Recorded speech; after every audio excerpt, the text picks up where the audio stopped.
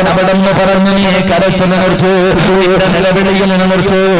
എന്താണ് നിന്റെ ജീവിതത്തിൽ സംഭവിച്ചത്? അല്ലാഹുവിന്റെ പ്രവാചകൻ അവിടെ നിന്ന് ചോദിക്കുമ്പോൾ ആ പെണ്ണ് പറയുകയാണ്, എന്റെ പ്രിയപ്പെട്ട ഭർത്താവ് ഒരു കച്ചവടക്കാരനാ, എന്റെ ഭർത്താവ് ഒരു കച്ചവടക്കാരനാ. പോയി കഴിഞ്ഞാൽ മാസങ്ങൾ കഴിഞ്ഞേ വരാറുള്ളൂ. ഒരുപാട് മാസങ്ങൾ കഴിഞ്ഞ് ഗൾഫിൽ പോകുന്നത് പോലെയാണ്. പോയി കഴിഞ്ഞാൽ ഒരുപാട് മാസങ്ങൾ കഴിഞ്ഞേ വരാറുള്ളൂ. എന്റെ ഭർത്താവ് കച്ചവടത്തിന് പോയപ്പോ നീ സനയിച്ചു യാ റസൂലല്ലാഹ്, ഞാൻ വ്യഭിചരിച്ചു നബിയേ. പുരുഷനുമായി ശാരീരികമായി ബന്ധപ്പെട്ടു. അവിടുന്ന് പടച്ചവനെ കിടപ്പറ പങ്കിടുകയാണ്. അതിലൂടെ ഗർഭിണിയായി ഒന്ന് കളഞ്ഞില്ല, തലയ്ക്ക് കളഞ്ഞില്ല. ഭർത്താവ് നാട്ടിലില്ല, കുടുംബക്കാരുമില്ല. അതുകൊണ്ട് ആരുമറിയാതെ ചുമന്നുകൊണ്ട് നടന്നു. ഒരാളോട് പറഞ്ഞില്ല, ഒരാളെയും അറിയിച്ചില്ല. ഗർഭിണിയായത് കാരണം പറയാതെ ചുമന്നുകൊണ്ട് നടക്കുകയാണ്. 9 മാസം കഴിഞ്ഞു. യാ റസൂലല്ലാഹ്, അല്ലാഹുവിന്റെ നബിയേ, ഞാനൊരു ആൺകുഞ്ഞിനെ പ്രസവിച്ചു നബിയേ. അവിടുന്ന് ഒരു ആൺകുഞ്ഞിനെ ജന്മം കൊടുക്കുകയാണ്. പ്രസവിച്ചു കഴിഞ്ഞപ്പോ യാ റസൂലല്ലാഹ്, ആ കുഞ്ഞിന്റെ കഴുത്ത് ഞെരിച്ച് കൊന്നു കളഞ്ഞു നബിയേ. 9 മാസക്കാലം ഗർഭം ചുമന്നു. വേദനയുടെ വേദനയും നിന്ന് പ്രസവിച്ച തന്റെ പ്രിയപ്പെട്ട പൊന്നുമോർ ആ ഉമ്മ തന്നെ കഴുത്ത് ഞെരിച്ചെന്ന് കൊല്ലുകയാണ്. എന്നിട്ട് മയ്യത്ത് കുഴിച്ച് കൊല്ല. എന്ത് ചെയ്തെന്നറിയോ? ഈ പെണ്ണിനൊരു ജോലി ഉണ്ടായിരുന്നു. സുർക്കയുടെ കച്ചവടം നടത്തുന്ന പെണ്ണാ. ഒരു സൈഡ് ബിസിനസ്സാണ്. പഠിച്ചവനെ സുർക്കയുടെ കച്ചവടം നടത്തുന്ന പെണ്ണാട്. എന്ത് ചെയ്തെന്നറിയുമോ? എന്റെ കുഞ്ഞിന്റെ മയ്യത്തെടുത്തു, എന്റെ കുഞ്ഞിന്റെ മയ്യത്തെടുത്തു. ഏറ്റവും കൂടുതൽ പവർ കൂടിയ പഠിച്ചവനെ സുർക്കയുടെ ഭരണിക്കകത്തിട്ട് അടച്ചെടുക്കുകയാണ്. റോഡിലൊക്കെ നെല്ലിക്ക ഉപ്പിലിടാൻ വെക്കുന്നത് പോലെ, മാങ്ങ ഉപ്പിലിട്ട് വെക്കുന്നത് പോലെ സുർക്കയുടെ കുപ്പിക്കകത്ത് തന്റെ കുഞ്ഞിന്റെ മയ്യത്തെന്ന് വെച്ചടക്കുകയാണ്. അതിനകത്ത് കിടന്ന് അഴുകുകയാ. നിന്റെ ഇറച്ചി മുഴുവനും അതിനകത്ത് ഇങ്ങനെ അഴുകിയൊന്ന് ചേരുകയാണ്. നിന്റെ എല്ലുകളെ ദ്രവിക്കാൻ തുടങ്ങി. എല്ലാം അതിനകത്ത് ചേർന്നു, എല്ലാം അതിനകത്ത് അലിഞ്ഞു ചേർന്നു കഴിഞ്ഞു. ഒരടയാളവും കാണാനില്ല. ആ സമയത്ത്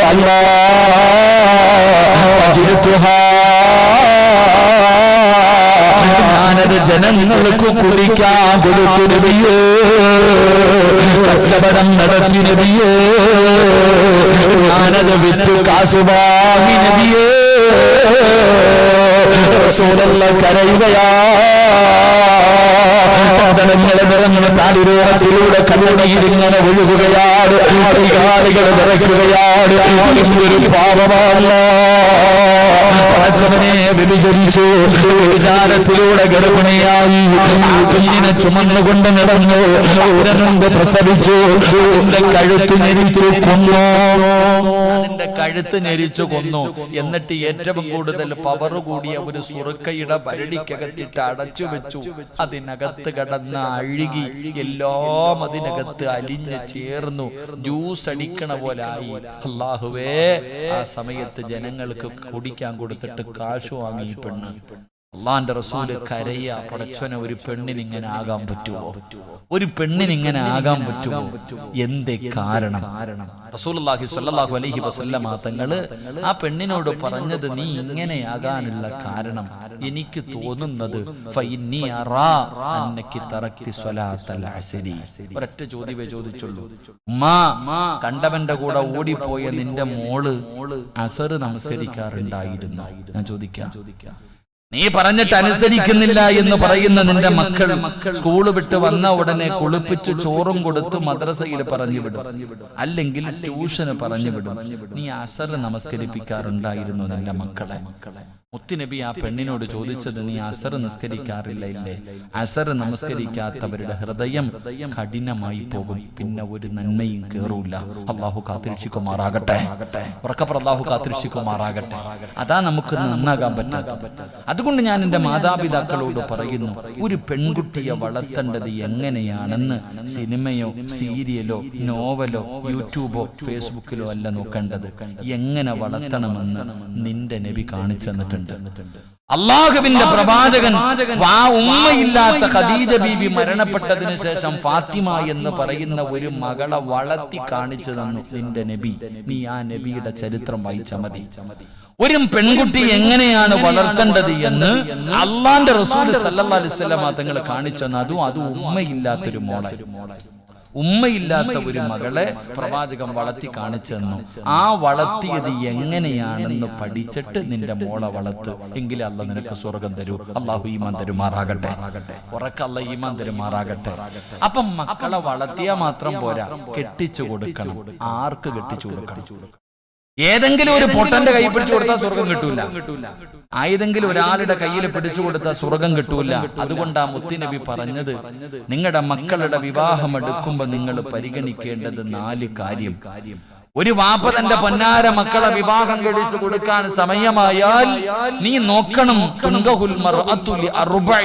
4 കാര്യങ്ങൾ നീ പരിഗണിക്കണം. 1, നിന്റെ മകളെ കെട്ടുന്നവന് സൗന്ദര്യമുണ്ടോ എന്ന് നീ നോക്കണം. മരുമോന് സൗന്ദര്യമുണ്ടോ, പുതിയാപ്പിളയ്ക്ക് സൗന്ദര്യമുണ്ടോ നീ നോക്കണം. അവന് സമ്പത്തുണ്ടോ എന്ന് നോക്കണം. അവന് സമ്പത്തുണ്ടോ എന്ന് നോക്കണം. അവൻ കുടുംബ മഹിമ, നല്ല കുടുംബത്തിലുള്ള പയ്യനാണോ നീ നോക്കണം. 4, അവന് ദീനുണ്ടോ എന്ന് നോക്കണം. ഈ 4 കാര്യം എണ്ണി പറഞ്ഞിട്ട് പ്രവാചകൻ അവസാനം പറഞ്ഞു, ഏറ്റവും കൂടുതൽ പരിഗണന സമ്പത്തിനോ സൗന്ദര്യത്തിനോ കുടുംബ മഹിമയ്ക്കോ അല്ല, ദീനിന് നീ സ്ഥാനം കൊടുക്കണേ എന്ന് ആദരവായ പ്രവാചകൻ നബി മുഹമ്മദ് മുസ്തഫ സല്ലല്ലാഹു അലൈഹി വസല്ലം തങ്ങൾ പറഞ്ഞു, നീ ആദ്യം സൗന്ദര്യം, സമ്പത്ത്. മരുമോന് ഏക്കർ കണക്കിന് വസ്തു ഉണ്ടോ, ഗൾഫിൽ സൂപ്പർ മാർക്കറ്റ് ഉണ്ടോ, വണ്ടിയുണ്ടോ, ഇതൊക്കെ നോക്കണേ. ദീൻ ആരും നോക്കണില്ല. ഞാൻ എന്റെ പ്രിയപ്പെട്ട മാതാപിതാക്കളോട് പറയുകയാ, സമ്പത്ത് നോക്കി 8 മക്കളെ കെട്ടിച്ചു കൊടുക്കരുത്. ആണാണെങ്കിലും പെണ്ണാണെങ്കിലും കെട്ടിച്ചു കൊടുത്താ നിന്റെ മക്കള് കണ്ണുനീര് കുടിക്കുന്നത് നിനക്ക് കാണാം. അള്ളാഹു കാത്തുരക്ഷിക്കുമാറാകട്ടെ. ഉറക്കല്ലാഹു കാത്തുരക്ഷിക്കുമാറാകട്ടെ. 2, സൗന്ദര്യം. ദീനില്ലാത്ത സൗന്ദര്യമുള്ള ആണിനെയും വേണ്ട, പെണ്ണിനെയും വേണ്ട. എത്ര വലിയ ദുൽഖർ സൽമാന്റെ സൗന്ദര്യം ഉണ്ടെങ്കിലും മോളെ അള്ളാനെ പേടിയില്ലാത്തവനാണോ കൂടെ പോകരുത്. നീ കണ്ണുനീര് കുടിക്കും, നീ കണ്ണുനീര് കുടിക്കേണ്ടി വരും. ആണുങ്ങളോട് പറയുന്നു, തൊലിവെളുപ്പ് കണ്ടുകൊണ്ട് കെട്ടാൻ നിൽക്കണ്ട. എടാ, തൊലിവെളുപ്പ് കണ്ടുകൊണ്ട് കെട്ടാൻ നിൽക്കണ്ട. അവസാനം 8ന്റെ പണി കിട്ടും. അള്ളാഹു കാത്തിരക്ഷിക്കുമാറാകട്ടെ. ഉറക്കപ്പുറം അള്ളാഹു കാത്തിരക്ഷിക്കുമാറാകട്ടെ. 3, കുടുംബ മഹിമ നോക്കും ചിലര്, ദീൻ നോക്കാറില്ല. എങ്കിലും പ്രവാചകൻ പറഞ്ഞു, നിങ്ങൾ ദീനാണ് പരിഗണിക്കേണ്ടത്. ദീനുള്ള പെണ്ണിനെ വേണം ആണുങ്ങളെ വിവാഹം കഴിക്കാൻ. പെൺമക്കള് പുതിയാപ്പിളയെ തിരഞ്ഞെടുക്കുമ്പോൾ അവന് ദീനുണ്ടോ എന്ന് നോക്കണം. അള്ളാഹു നമുക്ക് ഈമാൻ നൽകുമാറാകട്ടെ. മഹാനായ നബിയിന റസൂലുള്ളാഹി. നിങ്ങൾക്ക് മടുത്ത നിർത്തറായ എത്രയായി? 12 മണിയാറായി. സുബ്ഹാനല്ലാഹ്, എത്ര പെട്ടെന്ന് 12 മണിയാറായ. ഞാൻ എത്ര മണിക്ക് നിർത്താനാ പറഞ്ഞ? 10:30 തുടങ്ങി. 11:30. അല്ലാഹുവേ, സമയം ഒരുപാടായി. നിർത്താറായ? ആ കെട്ടിച്ചു കൊടുക്കേണ്ടത് എങ്ങനെയാണെന്ന് പറഞ്ഞിട്ട് നിർത്താം. എങ്ങനെ കെട്ടിച്ചു കൊടുത്താലും സ്വർഗ്ഗം. അതും കൂടെ കേട്ടൂടെ? എല്ലാവരും എഴുന്നേറ്റ് പെട്ടെന്ന്. അൽഹംദുലില്ലാഹ്. ആ കസേര എടുത്തോണ്ട് ഇങ്ങോട്ട് മുന്നോട്ട് വന്നേ. എഴുന്നേറ്റ് വാ, കസേര എടുത്തോണ്ട് വാ. ഇനിയിപ്പോ ജയിലിൽ പോവില്ലേ? വാ. കാണാൻ പറ്റിയില്ലെങ്കിലോ അവിടെ പെണ്ണുമ്പിള്ളയെ തന്നെ കാണാൻ കിട്ടത്തില്ല. ഭർത്താവ് വേറെ, ഭാര്യ വേറെ, മക്കള് വെളിയിൽ. അപ്പൊ അതുകൊണ്ട് എല്ലാം അങ്ങോട്ടും ഇങ്ങോട്ടും കാണട്ടെ. ഇനിയിപ്പോ എവിടെ വെച്ചാ? ഇനിയിപ്പോ ഞാൻ അങ്ങ് തിരുവനന്തപുരം, ഞാൻ ചിലപ്പോ പത്തനാപുരത്തായിരിക്കും. നിങ്ങൾ ഇവിടെ ഇല്ലേ? വാ, ഇങ്ങോട്ട് വാ. അൽഹംദുലില്ലാഹ്.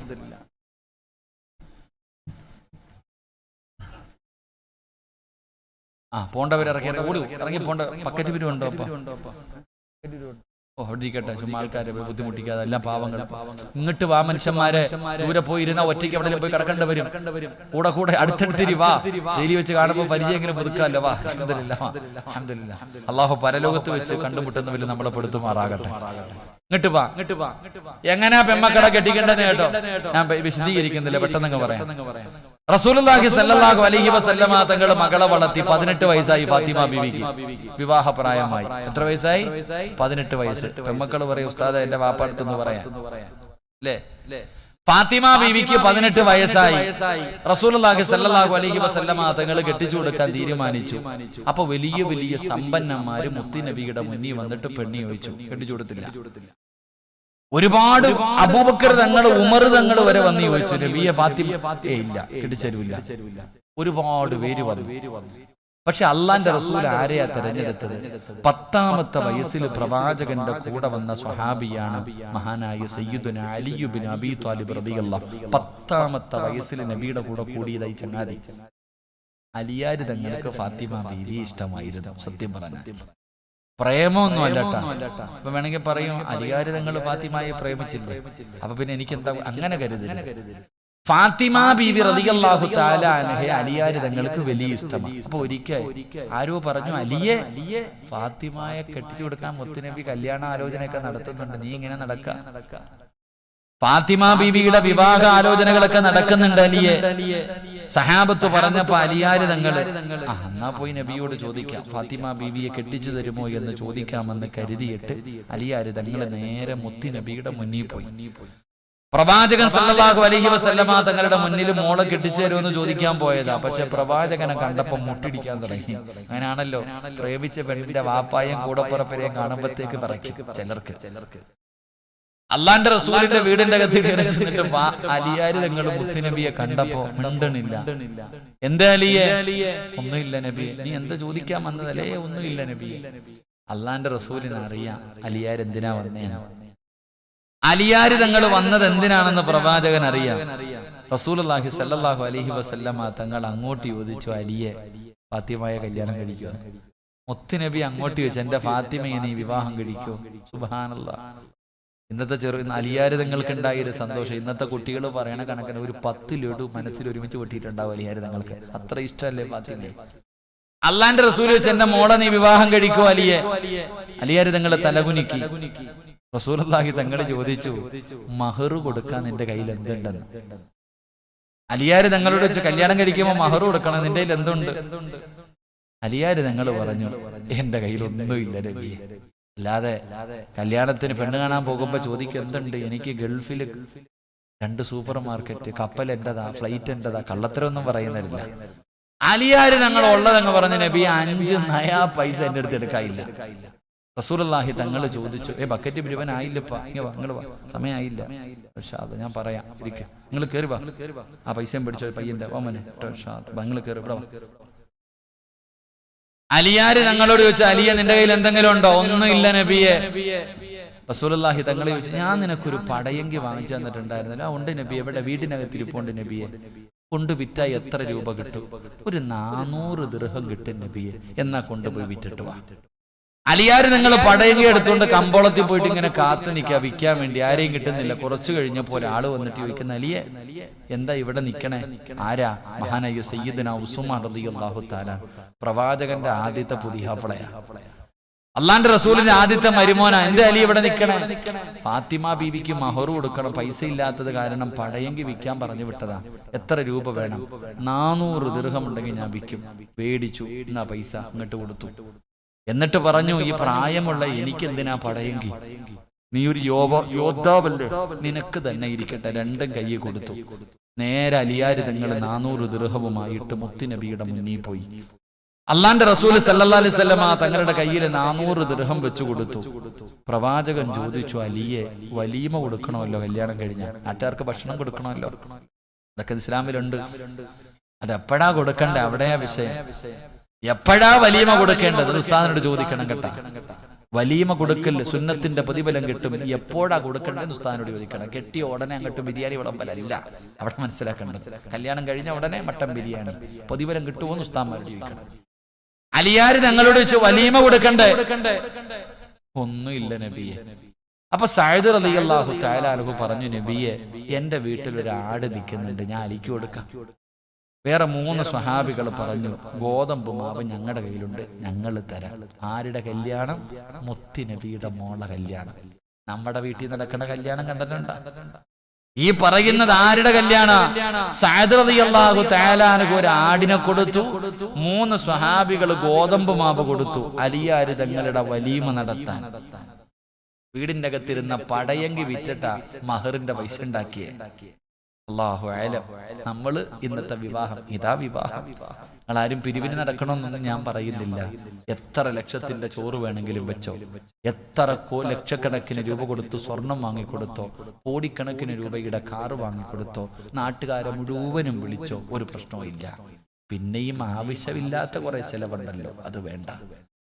ഫാത്തിമ ബീബി റളിയല്ലാഹു തആല അൻഹയുടെ കല്യാണം കഴിഞ്ഞു, വിവാഹം കഴിഞ്ഞു. എന്റെ പ്രിയപ്പെട്ടവരെ, വിവാഹത്തിന് മുമ്പ് അലിയാർ തങ്ങൾക്ക് സ്വന്തമായിട്ട് വീടില്ലാത്തത് കാരണം പ്രവാചകരും സഹാബികളും കൂടെ ഈന്തപ്പൻ ഓല കൊണ്ടൊരു ചെറിയ റൂം പണിതു. ഈന്തപ്പന ഓല കൊണ്ടൊരു ചെറിയ റൂം പണിതു. താത്തമാരൊക്കെ കേട്ടോണം കേട്ടാ, ഈ കഥ നിന്റെ മോക്ക് പറഞ്ഞു കൊടുക്കണം, പാപ്പ കെട്ടിച്ചു വിടുന്നതിന് മുമ്പ് പറഞ്ഞു കൊടുക്കണം. അങ്ങനെ ഫാത്തിമ ബീവിയുടെയും അലിയാർ തങ്ങളുടെയും കല്യാണം കഴിഞ്ഞു. എടാ ചെറുപ്പക്കാരാ, ദീനുള്ള പെണ്ണിനെ കെട്ടണമെന്ന് പറയുന്ന എന്തിനാണ് മനസ്സിലാക്കിക്കും. സഹോദരി, ദീനുള്ള ഒരാണിന്റെ കൂടെയേ ജീവിക്കാൻ പാടുള്ളൂ എന്ന് പറയുന്നതിന്റെ കാരണം നീ കേട്ടോ. അള്ളാഹുവിന്റെ പ്രവാചകന്റെ പൊന്നുമോളുടെ കല്യാണം കഴിഞ്ഞു. രണ്ടുപേരും കൂടെ ആദിരാത്രി പോവാ. അലിയാർ തങ്ങളും ഫാത്തിമ ബീബി റളിയല്ലാഹു തആല അൻഹ രണ്ടുപേരും കൂടെ നിക്കാഹ് കഴിഞ്ഞിട്ട് പടച്ചവനെ രണ്ടുപേരും അവരുടെ മണിയറയിലേക്ക് കടന്നു പോവുകയാണ്. രണ്ടുപേരും മണിയറയ്ക്കകത്തേക്ക് കടന്നു ചെന്നു. അലിയാർ തങ്ങളുടെ പുതിയ വീടിന്റെ അകത്ത് കയറി. അലിയാർ തങ്ങളുടെ വീടിന്റെ വാതിലടച്ചു. ആ വീടിന്റെ അകത്ത് കത്തിച്ചു വെച്ചിരിക്കുന്ന വിളക്കണയ്ക്കുകയാണ്. ദീനുള്ള ഒരു പെണ്ണിന്റെ ചരിത്രം കേൾക്ക്. വീടിന്റെ അകത്ത് കത്തിച്ചു വെച്ചിരിക്കുന്ന വിളക്ക് ാര് നിങ്ങളെ വല്ലാത്ത ഹാഫില. കാരണം മണിയറയാ, ആദിരാത്രിയാ, അല്ലാഹുവിന്റെ റസൂലിന്റെ പൊന്നുമോള. യാര് ഞങ്ങള് ചിരിക്കുന്ന മുഖത്തോടെ മണിയറക്കകത്ത് നിൽക്കുമ്പോ സമിഅനാ സൗതൻ ഹനീനാ. അതിരാത്രിയിൽ ഒരു തേങ്ങല് കേൾക്കുകയാണ്. മണിയറയ്ക്കകത്തൊരു തേങ്ങല് കേൾക്കുകയാ. അലിയാർ നിങ്ങൾ അത്ഭുതപ്പെട്ടു. ആരാ പടച്ചവര്?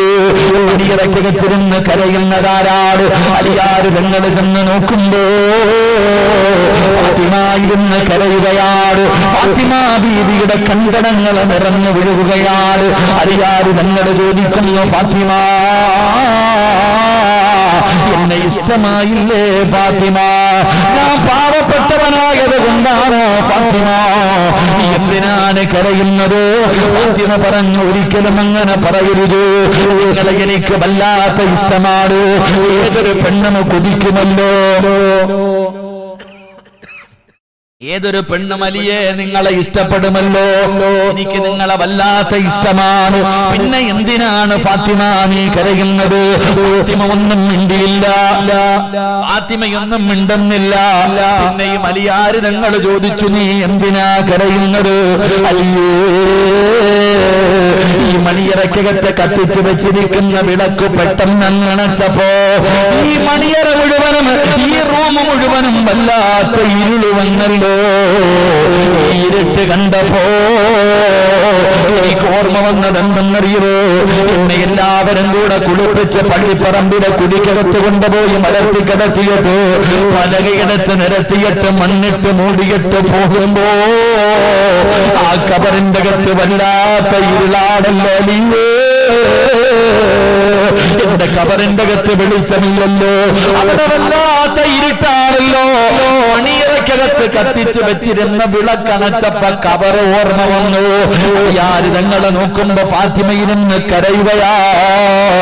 യാര് തങ്ങള് പറഞ്ഞു, കരയല്ലേ ഫാത്തിമ, ഇന്ന് നമ്മുടെ മണിയറയാണ്, ഇന്ന് നമ്മുടെ അതിരാത്രിയാണ്. മണിയറക്കകത്തിരുന്ന് കരയുകയാണോ ഫാത്തിമ? അലിയാർ തങ്ങൾ ചോദിക്കുമ്പോ ഫാത്തിമ ബീവി റളിയല്ലാഹു തആല കരഞ്ഞുകൊണ്ട് പറയുന്നു, അലിയേ, മണിയറ ഇവിടെയല്ല, മണിയറ ഒരുക്കേണ്ടത് ഇവിടെയല്ല. എവിടെയാണ് യഥാർത്ഥ മണിയറയെന്നറിയോ? എവിടെയാണ് മണിയറ ഒരുക്കേണ്ടതെന്നറിയോ? അൽ ഖബറു അവ്വലു മൻസിലിൻ മിൻ മനാസിലിൽ ആഖിറ. പുതുമണവാളനോട് മണവാട്ടി പറഞ്ഞു കൊടുക്കുന്ന അലിയേ, എന്തിനാ ഫാത്തിമ മണിയറയ്ക്കകത്തിരുന്ന് കരയുന്നത് എന്ന് ഭർത്താവ് ചോദിച്ചപ്പോ ഭാര്യ പറയുന്നു, ഇവിടെയല്ല മണിയറ, പള്ളിപ്പറമ്പിലെ കബറിന്റെ കത്താ മണിയറ പിടിക്കേണ്ടത്, അവിടെയല്ലേ മണിയറ വേണ്ടത്, അവിടെയല്ലേ മണിയറയാക്കേണ്ടത്. അലിയേ, അതിനകത്ത് മണ്ണാണ് അലിയേ, കബറ് ഞെരിക്കും അലിയേ, കബറ് ഇടുങ്ങിയതാലിയേ, അതിനകത്ത് പാമ്പുകളും തേടുകളും ഉണ്ടറിയേ. മണിയറയ്ക്കകത്ത് കയറി വന്ന ഭർത്താവിനോട് പഠിച്ചവനെ, വിഭാഗത്തിന്റെ ഒന്നാമത്തെ രാത്രി കബറിനെ കുറിച്ച്, കബറിന്റെ ഏകാന്തതയെ കുറിച്ച്, കബറിന്റെ ഞെരുക്കത്തെ കുറിച്ച്, കബറിന്റെ അദാബിനെ കുറിച്ച് തന്റെ പ്രിയപ്പെട്ട ഭർത്താവിനോട് പറഞ്ഞിട്ട് പറയുകയാ, ഇന്ന് ജീവിതത്തിൽ ഏറ്റവും സന്തോഷമുള്ള രാത്രിയാ. അതുകൊണ്ട് അലിയേ, നമുക്കിവിടെ മുസ്തഖബർസല്ല വിരിച്ചിട്ട് നിസ്കരിക്കാം, നമുക്കൊരുമിച്ച് നമസ്കരിക്കാം, നമുക്കൊരുമിച്ചിരുന്ന് തൗബ ചെയ്യാം, നമുക്കിവിടെ ഇരുന്ന് ഖുർആനോദാം, നമ്മുടെ മണ്ണറ മണിയറയാക്കാം, നമ്മുടെ മണ്ണറ മണിയറയാക്കാം. ചെറുപ്പക്കാരാ, മണിയറയ്ക്കകത്തേക്ക് കടന്നു വന്ന പ്രിയപ്പെട്ട ഭർത്താവിനോട് കബറിനെ കുറിച്ച് പറഞ്ഞ് കരയിപ്പിച്ചിട്ട് ആ രാത്രി മുഴുവനും മണ്ണറ മണിയറയാക്കാൻ പരിശ്രമിച്ച പെണ്ണാണ് ഫാത്തിമ. അതുകൊണ്ട് ചെറുപ്പക്കാരോട് പറയുകയാ, ഫോൺ നമ്പർ തരാൻ, ചിരിച്ചു കാണിക്കാനും ഇറങ്ങി വരാനും 100 പെണ്ണുങ്ങളെ കിട്ടുമടാ ചെറുപ്പക്കാരാ. കൊണ്ടുവരല്ലേടാ, വിളിച്ചോണ്ട് വരല്ലേ മോനെ, ദീനുള്ളവളെ കെട്ടടാ, ദീനുള്ള പെണ്ണിനെ ഭാര്യയായിട്ട് കിട്ടണമെങ്കിൽ യോഗം വേണമടാ, അതിനൊരു പുണ്യം ചെയ്യണം ചെറുപ്പക്കാരാ, അതിനൊരു ഭാഗ്യം വേണം ചെറുപ്പക്കാരാ. ദീനുള്ള പെണ്ണിനെ കിട്ടിയ വിവാഹം കഴിഞ്ഞ് സർവ ആർഭാടങ്ങളും ആഘോഷങ്ങളും കഴിഞ്ഞ് പതിരാത്രി മണിയറയ്ക്കകത്തേക്ക് കടന്നിടുന്നുണ്ടോ, പുതുമണവാട്ടി മണിയറയ്ക്കകത്തിരിക്കുകയാണ്. മണിയറയ്ക്കകത്ത് കയറി ചെല്ലുന്ന ഭർത്താവിനോട് പുതിയ പെണ്ണ് ചോദിക്കുന്നു, ആഘോഷങ്ങളൊക്കെ കഴിഞ്ഞില്ലേ, അഴിച്ചുപൊടിയെല്ലാം കഴിഞ്ഞില്ലേ, ഇക്കാടെ തിരക്കുകളൊക്കെ തീർന്നില്ലേ, നമ്മുടെ ജീവിതത്തിലെ ഏറ്റവും മനോഹരമായ ദിവസമല്ലേ, അതുകൊണ്ട് പോയി ഒന്നുപെടുത്തിട്ട് വായിക്കാം, പോയി ഒന്നുപെടുത്തിട്ട് വായിക്കാം. ഈ മണിയറയ്ക്കകത്ത് മുസല്ല വിരിച്ചിട്ട് ഇക്കവും ഇമാമത്ത് നിൽക്കുവോ, ഞാനിക്കാടെ പുറകിൽ നിന്ന് നിസ്കരിക്കട്ടെ, നമുക്കൊരു ശുക്രന്റെ നിസ്കാരം നിസ്കരിക്കാം. പുതിയ പെണ്ണ് ഭർത്താവിനോട് പറയുകയാ, ഇക്കാ ഒലുവെടുത്തിട്ട് വാ, നമുക്ക് രണ്ടുപേർക്കും കൂടെ മണിയറക്കകത്തിരുന്നിട്ട് നമുക്ക് അല്ലാഹുവിന്റെ മുന്നിൽ 2 റക്അത്ത് ജമാഅത്തായി നിസ്കരിക്കാം. ഇക്ക നിസ്കരിക്ക്, ഞാൻ പുറകിൽ നിന്ന് നിസ്കരിക്കാം, ശുക്രിന്റെ നമസ്കാരം നമസ്കരിക്കാം. ദീനുള്ള പെണ്ണു ഭർത്താവിനോട് പറഞ്ഞു കൊടുക്കും. അവസാനം ഒലുവെടുത്തിട്ട് രണ്ടുപേരും മണിയറക്കകത്തിരുന്ന് നിസ്കരിക്കും. നിസ്കാരം കഴിയുമ്പോ ഭർത്താവിന്റെ കയ്യിൽ പിടിച്ചിട്ട് ഭാര്യ പറയുന്നു, ഇക്കാ നമ്മൾ രണ്ടുപേരും ഒരുപാട് പാപം ചെയ്തവരാ, ഇന്നലെ വരെ ഞാനും നിങ്ങളും ഒരുപാട് പാപം ചെയ്തു, ഇന്ന് മുതൽ പുതിയ ഒരു ജീവിതം തുടങ്ങുകയല്ലേ, അതുകൊണ്ട് ഈ പായിലിരുന്നിട്ട് കരഞ്ഞുകൊണ്ട് തൗബ ചെയ്യിക്ക.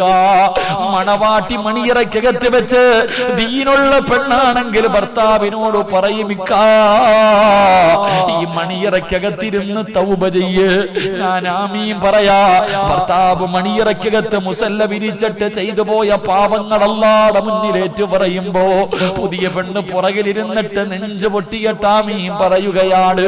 അവിടെ ഇരുന്ന് തൗബ ചെയ്തു, ദുആ ചെയ്ത് കഴിയുമ്പോ ദീനുള്ള ഭർത്താവിനോട്, ദീനുള്ള പെണ്ണ് ഭർത്താവിനോട് പറയുന്നു, ഇക്കാ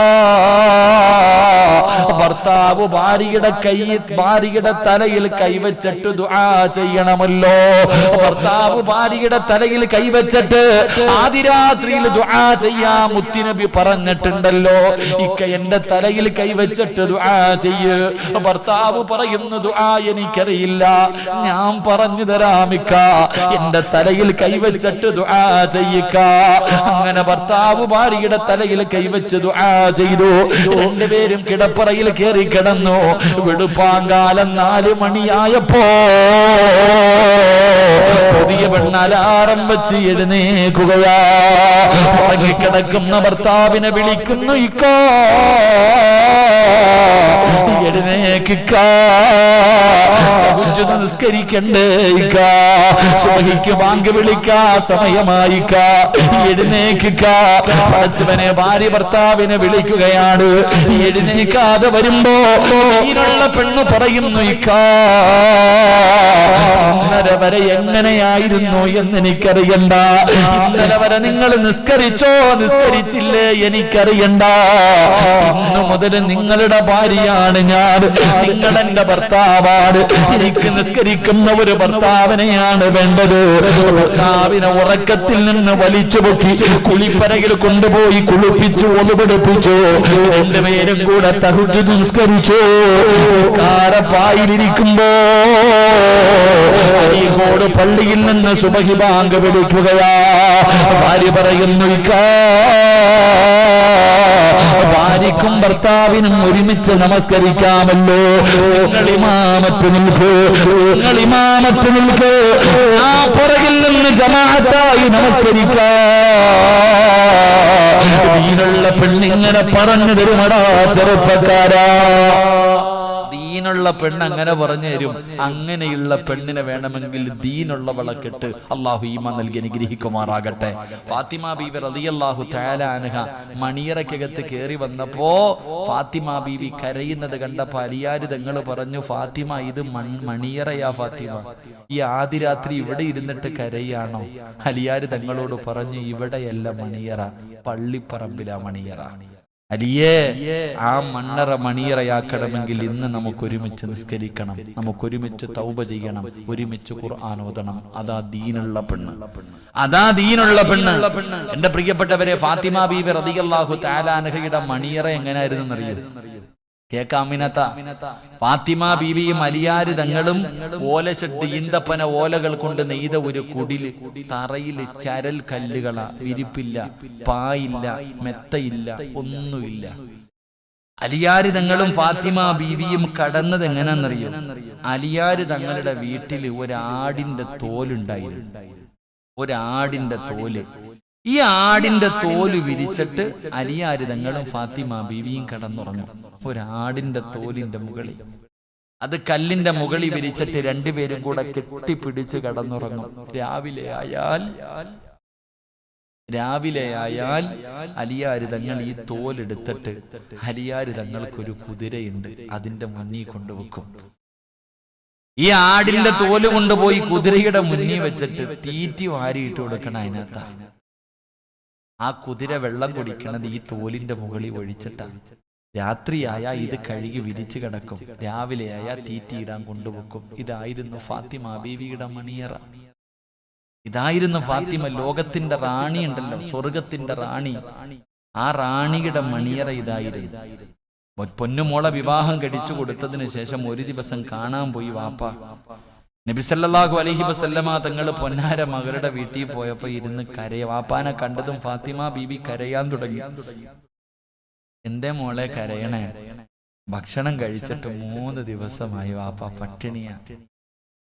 കെട്ടിച്ചു വിട്ട മകള് വാപ്പാനോട് പറയാ, വല്ലതും കഴിച്ചിട്ട് 3 ദിവസമായി വാപ്പ, എനിക്കൊട്ടും വയ്യ. നമ്മളാണെങ്കിൽ പറയും, എല്ലാം വാരി കെട്ടിക്കോ, പോകാം, പൊറുതിയൊക്കെ മതി, വാ മോളെ, അടുത്ത വണ്ടി കയറ്റി വീട്ടിൽ കൊണ്ടുവരും. ഫാത്തിമ ബീവി കരളിന്റെ കഷ്ടമെന്ന് മുത്തുനബി പറഞ്ഞ പൊന്നുമോള് വാപ്പാനോട് പറയാ, വല്ലതും കഴിച്ചിട്ട് 3 ദിവസമായി വാപ്പ. കരഞ്ഞോണ്ട് പറഞ്ഞപ്പോ മുത്തുനബി പറഞ്ഞ എന്തെന്നറിയോ? ഇനി വാ മോളെ, ഇനി വാ. തന്റെ പൊന്നാര മകളെ അടുത്ത് വിളിച്ചിട്ട് പറഞ്ഞു, വലിയ അബീകാറുബാവും, നീ വല്ലതും കഴിച്ചിട്ട് 3 ദിവസമല്ലേ ആയുള്ളൂ, ഞാൻ 4 ദിവസമായി മോളെ എന്തെങ്കിലും തിന്നിട്ട്. അതാ വാപ്പ. മോള് പറഞ്ഞു കൊടുത്തു, വാപ്പ ഞാൻ വല്ലതും കഴിച്ചിട്ട് 3 ദിവസമായി. വലിയ അബീകാറുബാവും, നിന്റെ ഉപ്പ വല്ലതും തിന്നിട്ട് 4 ദിവസമായി മോളെ. ഫാത്തിമ ബീവി കെട്ടിപ്പിടിച്ചിട്ട് കരയാ, എന്റെ ഉപ്പാനോട് ഞാൻ പരാതി പറഞ്ഞല്ലോ അല്ലാഹ്. അങ്ങനെ വേണം മോളെ വളർത്താൻ, അങ്ങനെ വേണം മോളെ വളർത്താൻ. ആ വാപ്പായും മോളും തമ്മിലുള്ള ബന്ധം, വാപ്പായോട് പെമ്മക്കൊക്കെ വലിയ സ്നേഹവാ, ഉമ്മയോടല്ല സ്നേഹം പെമ്മക്കൊക്കെ, വാപ്പാമാരോട് വലിയ സ്നേഹവാ. റസൂലുള്ളാഹി സ്വല്ലല്ലാഹു അലൈഹി വസല്ലം തങ്ങൾ മരിക്കാൻ കിടക്കുമ്പോ രോഗം പിടിച്ചിട്ട് വീടിന്റെ അകത്ത് കിടക്കുമ്പോ ഫാത്തിമ കാണാൻ വന്നു. അപ്പാടെ കിടപ്പ് കണ്ടപ്പോ ഫാത്തിമ കരയാൻ തുടങ്ങി, സഹിക്കാൻ പറ്റണില്ല. പൊന്നുമോളെ അടുത്ത് വിളിച്ചു. പൊന്നുമോളെ അടുത്ത് വിളിച്ചിട്ട് ഫാത്തിമ ബീവിയോട് മുത്തുനബി പറഞ്ഞു, ഫാത്തിമ, ഉപ്പാടെ മരണം അടുത്തു മോളെ, ഒരുപാട് അടയാളങ്ങളൊക്കെ കാണുന്നു. പാപ്പാടെ മരണം അടുത്ത്, മോള് കരയരുത് കേട്ടാ. മുത്തുനബി അങ്ങോട്ട് പറയുമ്പോ ഫാത്തിമ ഒരൊറ്റ നിലവിളിയാ. റസൂലുള്ളാഹി തങ്ങൾ പറഞ്ഞു, എന്റെ മരണം അടുത്തു ഫാത്തിമ, ഞാൻ പോവാ, എന്റെ മോള് കരയരുതെന്ന് പറഞ്ഞപ്പോഴത്തേക്ക് സഹിക്കാൻ പറ്റിയില്ല. ഫാത്തിമയ്ക്ക് പൊട്ടി അങ്ങോട്ട് കരഞ്ഞു. അങ്ങനെ വാ പൊത്തി പിടിച്ചിട്ട് ഫാത്തിമ കരയാ. തന്റെ പൊന്നാര മകള് കരയുന്നത് കണ്ടപ്പോ വിളിച്ചു, ഇങ്ങ് വാ മോളെ. പിന്നെ അടുത്ത് വിളിച്ചു. അപ്പൊ ഒരു രഹസ്യം പറയട്ടെ ഫാത്തിമ, എന്തേ ഉപ്പാ, ഞാൻ പോയാ എന്റെ മോള് തൊട്ടു പുറകിലുണ്ട് കേട്ടോ, അടുത്ത നീയാ ഫാത്തിമ. റസൂലുള്ളാഹി തങ്ങൾ ഫാത്തിമ ബീവിയുടെ ചെവിയിൽ പറഞ്ഞു കൊടുത്ത രഹസ്യം എന്തെന്നറിയോ? വാപ്പാടെ തൊട്ടു പുറകിൽ മോളും ഉണ്ട് കേട്ടാ. ഞാൻ മരിച്ചതിന് ശേഷം എന്റെ കുടുംബത്തിൽ ആദ്യം മരിക്കുന്നത് നീയാ മോളെ. ഒരൊറ്റ ചിരിയാ ഉപ്പാ. പാപ്പ മോളോട് മരിക്കുമെന്ന് പറഞ്ഞപ്പോഴും ഫാത്തിമ ചിരിച്ചു. ആയിഷാ ബീവി റളിയല്ലാഹു തആല അൻഹ ചോദിച്ചു, എന്താ ഫാത്തിമ, വാപ്പ പറഞ്ഞ രഹസ്യം എന്താ? ഞാൻ പറയൂല. എന്റെ ഉപ്പ എന്നോട് പറഞ്ഞ രഹസ്യം ഞാൻ പറയൂല. അതാ വാപ്പയും അമ്മയും വാപ്പയും മകളും തമ്മിലുള്ള ബന്ധം. അല്ലാഹുവേ, ഒരു ആടിന്റെ തോല് വിരിച്ചിട്ട രണ്ടുപേരും കടന്ന് അടിയില്ലായിരുന്നു പെങ്ങളെ. തമ്മിലടിയോ വഴക്കോ ബഹളവോ പിണക്കോ ഈഗോയോ ഒന്നുമില്ലായിരുന്നു. കുറ്റപ്പെടുത്തലോ കളിയാക്കലോ തല്ലലോ ഒന്നുമില്ല. ആ ഓലഷെഡിന്റെ അകത്ത് ഫാത്തിമയും അലിയാര് തങ്ങളും രണ്ടും മക്കളും എത്ര കൊല്ലം ജീവിച്ചെന്നറിയോ? അവര് പരസ്പരം അങ്ങോട്ടും ഇങ്ങോട്ടും അടിയും വഴക്കും ബഹളവും ഒന്നുമില്ല. രണ്ടുപേരും ജീവിച്ചു ഒരുപാട് വർഷം. അവസാനം മരിക്കുന്നതിന്റെ തലേ ദിവസം അലിയാര് തങ്ങളുടെ മടിയിൽ തല വെച്ചിട്ട് ഫാത്തിമ ബീവി കടന്നു. എന്നിട്ട് കയ്യെ പിടിച്ചിട്ട് പറഞ്ഞു, ഞാൻ പോവാ, എനിക്ക് പൊരുത്തപ്പെട്ടു തരണം.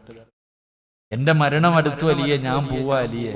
ഫാത്തിമ, എന്നെ ഒറ്റക്കിട്ടിട്ട് നീ പോവാണോ ഫാത്തിമ? സഹിക്കണില്ല അലിയാര് തങ്ങൾക്ക്. അലിയാര് തങ്ങളോട് ഫാത്തിമ പറഞ്ഞെന്തെന്നറിയോ? ഞാൻ മരിച്ച എന്നെ കൊണ്ടുപോയി പകല് കബറടക്കരുത്, എന്നെ രാത്രിയിലെ കബറടക്കാവും. അലിയാര് തങ്ങൾ ചോദിച്ചു, എന്തേ ഫാത്തിമ പകല് കബറടക്ക? വേണ്ട, എന്നെ രാത്രി കബറടക്കാ മതി. എന്തേ ഫാത്തിമ? അലിയെ, എന്റെ ശരീരം നിങ്ങളല്ലാതെ വേറെ ഒരാളും കണ്ടിട്ടില്ല.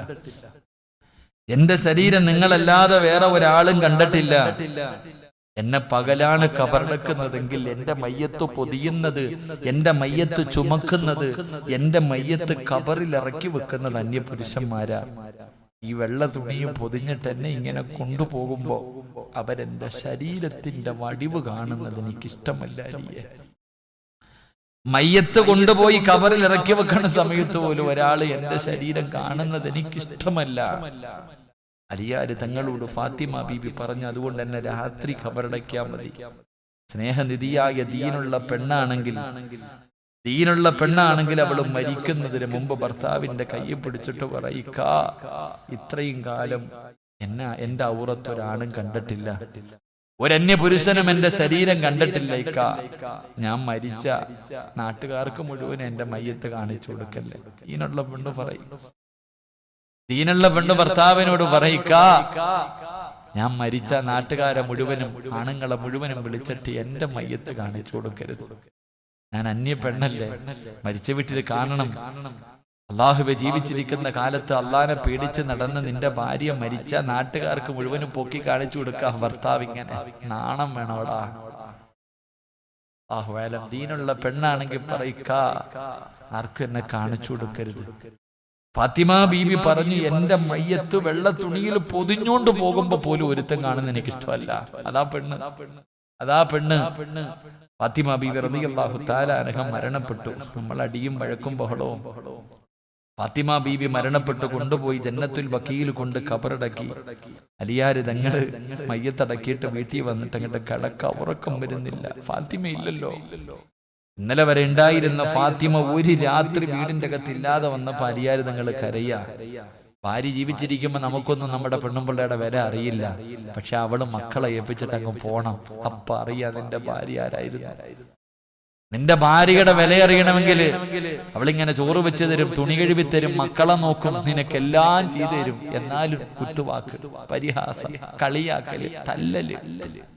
അവളെ വാപ്പായ്ക്ക് വിളിച്ചാലും ഉമ്മായ്ക്ക് വിളിച്ചാലും കഴുതേന്ന് വിളിച്ചാലും പന്നീന്ന് വിളിച്ചാലും പാവം കേട്ടുകൊണ്ട് നിൽക്കും, സാധു. പക്ഷെ അവളുടെ വില മനസ്സിലാവണമെങ്കിൽ 3-4 കൈ തന്നിട്ട് നോക്കടാന്ന് പറഞ്ഞിട്ട് പള്ളിക്കുഴി പോണം. അപ്പൊ അറിയാം എന്റെ ഭാര്യയാണ്. അള്ളാഹു നമ്മുടെ ഭാര്യമാർക്ക് ദീർഘായുസ് കൊടുക്കുമാറാകട്ടെ. ഫാത്തിമ ബീബി റളിയല്ലാഹു തആല അൻഹയുടെ മയ്യത്ത് കബറടക്കിയിട്ട് വീടിന്റെ അകത്ത് വന്ന് കിടന്നിട്ട് ഉറക്കം വരണ അലിയാർക്ക് രാത്രി എഴുന്നേറ്റ് കള്ളു കുടിക്കാനൊന്നും പോയില്ല, കൂട്ടുകാരുടെ കൂടെ ഒന്നും പോയില്ല, കടപ്പുറത്തൊന്നും പോയി ഇരുന്നില്ല. അലിയാര് തങ്ങൾ നേരെ എഴുന്നേറ്റിട്ട് ജന്നത്തിൽ ബഖീൽ ഭാര്യയുടെ കബറിന്റെ ചാരത്ത് പോയി. അലിയാര് തങ്ങൾ നേരെ തന്റെ ഭാര്യയുടെ കബറിന്റെ ചാരത്ത് പോയിരുന്നിട്ട് അസ്സലാമു അലൈക്കി യാ ഫാത്തിമ, ഭാര്യയുടെ ഖബറിന്റെ അടുക്ക പോയിട്ട് സലാം പറഞ്ഞു. ഫാത്തിമ ബീവി സലാം അടക്കിയില്ല, ഖബറിൽ കിടക്കല്ല, സലാം അടക്കിയില്ല.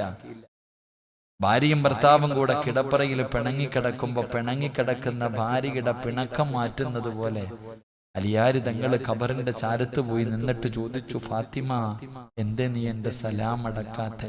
എന്നോട് പിണങ്ങിയോ ഫാത്തിമ? എന്നോട് പിണക്കമാണോ ഫാത്തിമ?